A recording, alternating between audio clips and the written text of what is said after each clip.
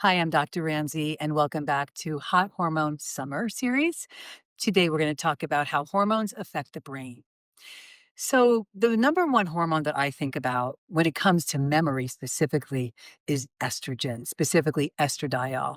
When we lose estradiol, our brain starts to become foggy, we start losing words. And a very common thing that's asked of me, specifically by the lawyers that I treat, is when will I get my brain back? Right. So, I start them on a low dose estradiol, we work them up very slowly, and typically in 30 days, they notice a big difference in their memory. So, it's a wonderful, wonderful, wonderful hormone.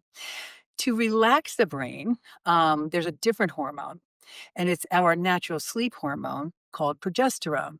So, estrogen gives us the memory, progesterone induces GABA, which helps us to relax and helps us to fall asleep.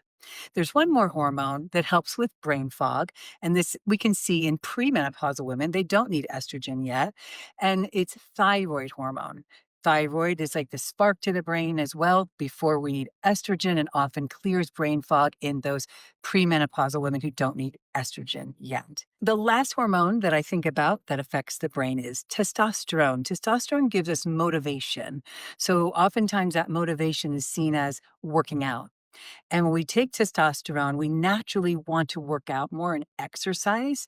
And so that's our motivation hormone. So if you like this topic and you want to know more about how hormones affect our health, sign up below and you'll be one of the first to get updates on when my book will come out this summer called Hormones 101 Treatments Your Doctor Wasn't Trained to Provide. Thank you so much.